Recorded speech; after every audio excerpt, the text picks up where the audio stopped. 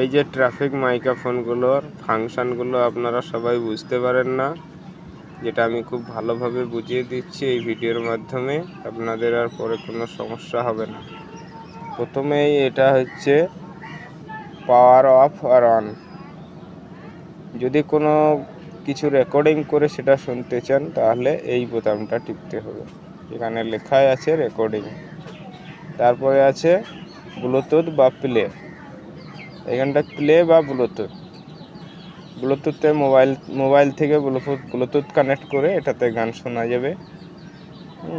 তার জন্য এই বোতামটা টিপতে হবে। এখানে আছে মিউজিক স্ক্রিন, মানে এখানটায় কিছুর গান বা মিউজিক এর মধ্যে রেকর্ডিং করা আছে অলরেডি কোম্পানির থেকে, সেটাকে শোনার জন্য এই বোতামটা টিপতে হবে। এটা হচ্ছে ভলিউম মাইনাস, এটা হচ্ছে ভলিউম প্লাস। এছাড়াও এই বোতামটার কাজ হচ্ছে কোনো গানকে যখন এটা কাজ করবে অনলি যখন মেমোরি কার্ড ভরা থাকবে এটার মধ্যে, সেই সময় এটা কাজ করবে। এটার কাজ হচ্ছে কোনো গানকে পিছিয়ে নিয়ে আসা, এটার কাজ হচ্ছে কোনো গানকে আগিয়ে নিয়ে যাওয়া, এবং সঙ্গে এই দুটোরই কাজ হচ্ছে আপনার নেক্সট গান কোনো চেঞ্জ করার জন্য।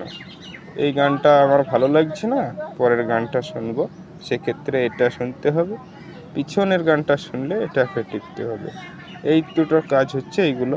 এছাড়া এটা হচ্ছে পোজ এবং প্লে।